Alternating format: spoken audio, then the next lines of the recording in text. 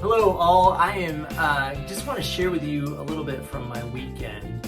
I don't know if you guys have ever had times where you just get this emotion in you get this heart in you that this attitude that you just can't seem to get past. Like you're just maybe kind of grumpy, you're a little grouchy.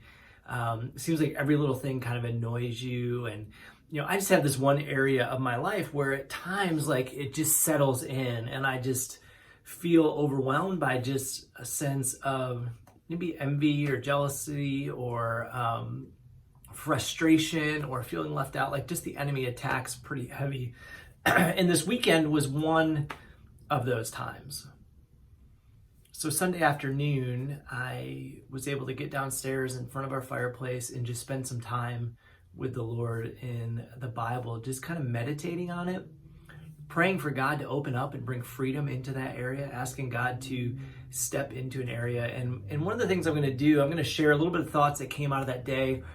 And then later this week, I'm going to share kind of the next phase that God kind of took me into with that, because it wasn't just like, oh, what I shared today came out and then I went on, but it was like God brought some other things into my life. And so I just spent the afternoon meditating, journaling on Romans chapter 8. And there were three things that as I went through the day, like God just really started to impress upon me.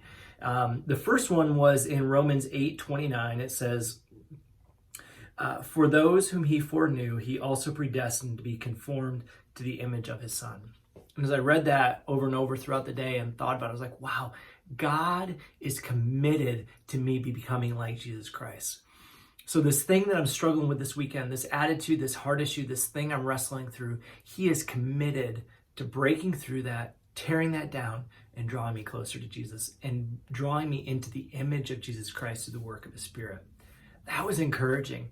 And so then I continued down, and in Romans 8:32 it says, he who did not spare his own son, but gave him up for us all, how will he not also with him graciously give us all things?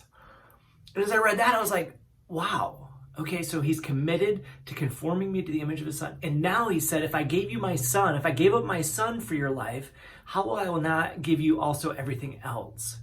And I was like, wow, God, like as I pray for this, you are going to bring answer to this prayer.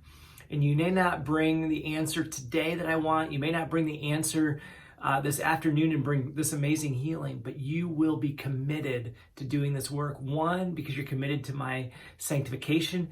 Two, because you gave your son, so you're definitely going to do this. And then the third thing, as I came to the end of Romans chapter 8, it said in verse 37, no, in all these things we are more than conquerors.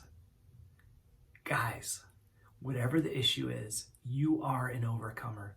I am an overcomer. And so as I sat on these three things, as I thought about these three things in relation to the stuff I was wrestling through and the things I was working through, I didn't find immediate freedom, but I found hope in the Word of God. I found hope in knowing that God is committed to working in my life and sanctifying me to become more and more like Jesus.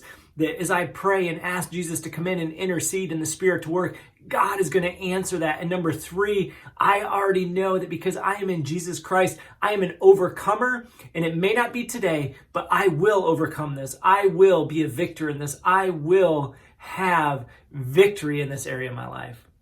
And so guys, as you are dealing with whatever the issue is in your life right now, take these three promises, Romans 8:29, Romans 8:32, and Romans 8:37, and make them the trifecta for helping you overcome whatever the battle is, and to sit in there and to wait on the Lord to do his work in your life through the Spirit.